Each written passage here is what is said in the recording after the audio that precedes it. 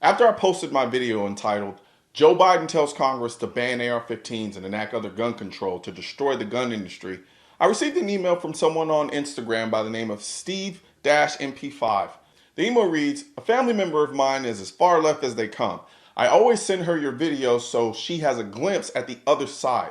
I wanted you to see her comments on your last video." After reading her comments, I decided to respond to her comments in video. So let's dive right in, shall we? She starts off by saying, "This guy's very good at parsing rhetoric, but the hilarity is he's creating his own rhetoric in the process. We could easily parse NRA rhetoric in the same way to show how it works to persuade its listeners.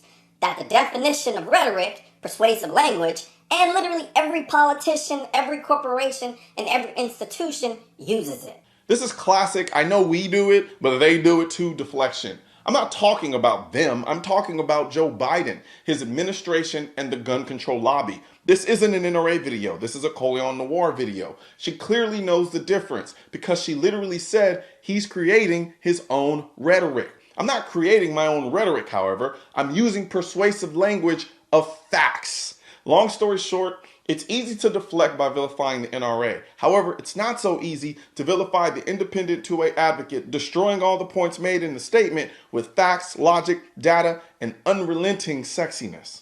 Her second point says, "It's pretty cynical to say calling for gun control after a mass shooting is purely exploiting the situation. Why isn't it just reacting to a tragedy?" One of the definitions of exploitation is the fact of making use of a situation to gain unfair advantage for oneself.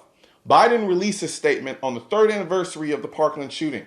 My entire video explained how none of the gun control laws Biden is pushing for would have prevented the Parkland shooting, but would arbitrarily give power to his administration to restrict our rights under the Second Amendment, while being of no benefit to anyone else other than feel-goodery. This is a textbook political exploitation of the tragedy. Not to mention, it's literally what Rahm Emanuel, former mayor of Chicago, who was notoriously anti-gun and pushes the same gun control laws as Joe Biden, literally says they should be doing. You never want a serious crisis to go to waste.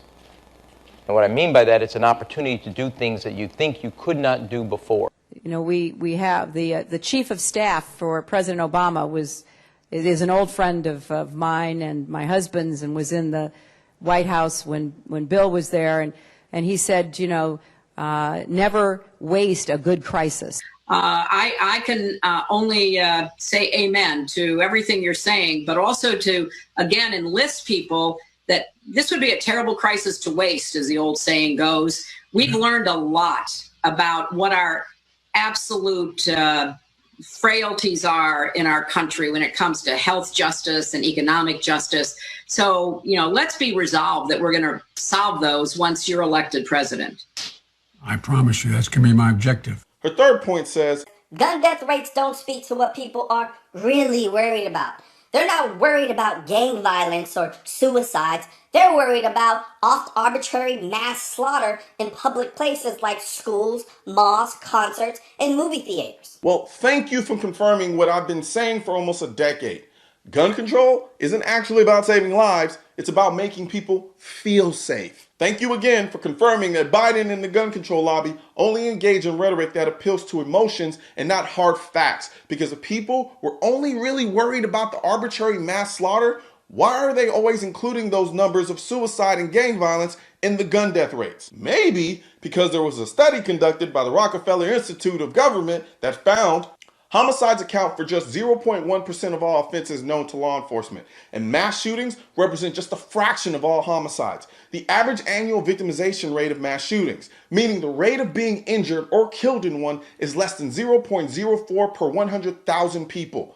Put another way, being the victim of a mass shooting is just about as unlikely as being struck by lightning, which occurred at a rate of 0.035 per 100,000 people in 2016. Over the course of your life, you are far more likely to die in a car crash or in a fire or by choking on food. The study also found that handguns were the most commonly used weapon, with at least one being used in 75.6% of events. When only a single weapon was involved, handguns were significantly more likely to be used than any other type of gun. In 28.5% of events, at least one rifle was used. To a lesser extent, 0.9%, Other types of guns, such as machine guns, were used by shooters. So if people are only worried about the less than 1% of gun deaths and handguns are being used in 75% of those gun deaths, you would have to ban the handguns to even remotely be effective. Once again, proving that these gun control laws are about eventually banning all guns. Because if they're about saving lives, simply banning AR-15s won't do anything. You'd have to ban all the guns. And for her fourth point, she says, why are gun owners against background checks? Yeah, it's not going to prevent everything, but it might stop some of it, especially violent domestic abuse, and I really don't see the downside. Well, we already have background checks. Gun owners are against universal background checks because they can't be enforced without a gun registry. And because even with a gun registry, universal background checks wouldn't prevent any gun deaths because criminals buy their guns illegally, the gun registry will be used to confiscate guns under the guise of, well, we did the universal background check and it didn't work, so now we have to just ban all the guns, as I laid out in my previous point. That is the downside. And for her fifth point, she says, I don't know what to say to you about assault weapons. Clearly they have been used in some mass shootings and honestly are pretty terrifying to a lot of non-gun owning Americans. Why? Because they were designed for war, designed to kill more people faster. Outside of it being something people love as a hobby, what is the logic for having endless assault weapons in the hands of everyday people? So first of all, the term assault weapon is a made-up term. It's designed to override the use of a semi-automatic rifle for self-defense and replace it with the idea of assaulting someone, and it has worked magnificently. That is why you say things like designed for war or designed to kill more people. The Colt AR-15 was literally designed for civilians, not soldiers. There are over 21 million AR-15s in this country, and according to the FBI, more people are killed with hands and feet every year than they are with AR-15s. More people use AR-15s to defend their lives than they are used to take them. People buy AR-15s because they are excellent for home defense, but not that great for criminals because they're so hard to conceal. And criminals rely on weapon concealability to commit their crimes effectively. Mass shootings are like airplane crashes. Incredibly rare, but when they happen, it's a big deal and they get a lot of press because they're so rare. Yet, you still fly. Keep in mind, one of the worst, if not worst, school shootings this country has ever seen was committed only with handguns. And for her 6 points, she says, why isn't Joe trying to sue BMW? Because BMWs are not designed to kill murder, and guns are, and do at a much more regular rate. That is some peak rhetorical right there. Cheese has probably been used to kill people. Hammers, Tylenol, etc. So if politicians don't call for a ban on everything that's ever been used to murder, they're hypocrites? That makes no sense. As far as I can see, guns were literally designed to kill, and when not just being used for sport, that's largely what they do. The problem is 38,000 people die every year because of cars. That's literally the same number of people who die every year because of guns. And most of the time, it's actually higher deaths from cars. So we can just throw that whole idea that guns kill at a much more regular rate out the window. As you so eloquently put it, let's cut the rhetorical. You really don't care what guns were designed for. You just don't like guns, but you like the convenience that cars bring to your life. So you have to make a completely useless distinction like what it was designed for to justify your acceptance of one and not the other. So cars, which weren't designed to kill, kills the same number of people, if not more, as something that you claim was designed to kill. But since cars weren't designed to kill, that somehow makes them okay? No, that makes you a hypocrite. Guns are tools, the same way knives are tools. Tools have multiple uses. People use guns to hunt, for recreation, hobby, competition shooting, and most importantly, self-defense. You're so blinded by your political identity and fear that you can't see that people don't buy guns to take life, they buy guns to protect life. Do you really believe gun manufacturers sell guns so that people can go and murder other people indiscriminately? Because that's what you're saying. Lead paint wasn't designed to kill or murder, yet in 1978, the federal government banned consumer use of lead-based paint. So what a product was designed for is irrelevant, and you know it. Point number 7. Why is there a gun industry? Have you ever read about the history of the relationship between the arms industry and the U.S. military-industrial complex? There's a gun industry because supply and demand. People want guns for self-defense, hunting, competition, shooting, and recreation. So being a capitalist society, people make companies that make guns for people who want guns. This creates an industry. It's economics 101. Stop trying to make it seem like being an industry is some nefarious cabal. And yes, I've read the history of the relationship between the arms industry and the U.S. military-industrial complex. But what does that have to do with the price of tea in China? We're talking about the commercial gun industry. This is a red herring. You're trying to borrow the historical vilification of the U.S. military-industrial complex to smear the commercial gun industry to once again imply that anyone in the business of guns is somehow evil or nefarious, and it's kind of high-key fucked up. Because as I said before, people buy guns for self-defense, not to murder people. Her 8th point says, the answer to why there needs to be a consumer market for guns seems always to come back to the Second Amendment argument of having the right to defend yourself. And again, if you're talking from the government, that's laughable. And if you mean from other people, then handguns should work just fine. Was the Haitian slave rebellion laughable?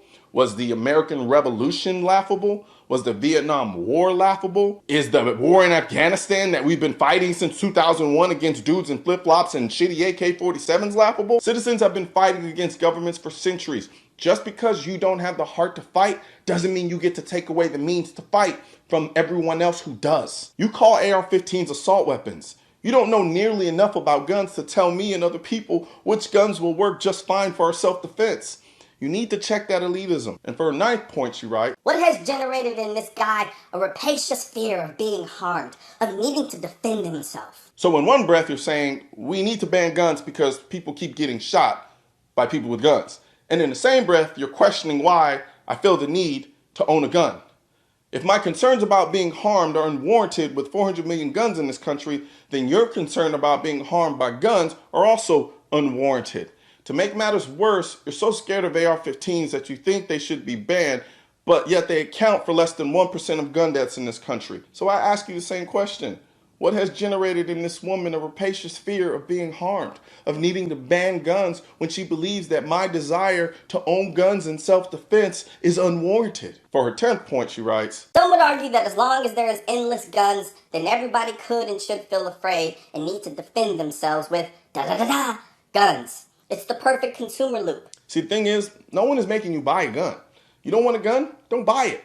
Just don't try to force us to live action roleplay some adolescent ambitions of some gun-free utopian society. It's childish and disconnected from reality. No wonder you were so triggered by my critique of Joe Biden's rhetoric. You engage in the same exact rhetoric. The closest you got to even stating a fact was mentioning an antiquated military-industrial complex theory that, if we're going to be honest, the consequences of which have likely insulated you from the harsh realities of the world to such a degree that you think it's laughable for a population of people to use their guns to fight off a tyrannical government while living in a country whose independence was achieved by people taking their guns and fighting a tyrannical government. You live in a country that enshrines your ability to check your government and protect yourself to a degree that no other country in the world affords their citizens. And here you are, along with you and a bunch of other people in this country, doing their almighty best to welcome oppression because you can't or don't want to handle the responsibility of freedom. You know, we talk a lot about empowerment in this country, except for when it comes to the Second Amendment. However, I can't think of anything more empowering than having the most effective tool to protect you and your family. Help me spread this message by tapping the heart button and leaving a comment and sharing this video. Because the Second Amendment, when it said the militia, it wasn't talking about the government, it was talking about you. Also, if you're wondering where to purchase your All Guns Are Essential merchandise, click the title of this video and tap the small arrow, which will reveal the link to purchase your All Guns Are Essential merchandise today.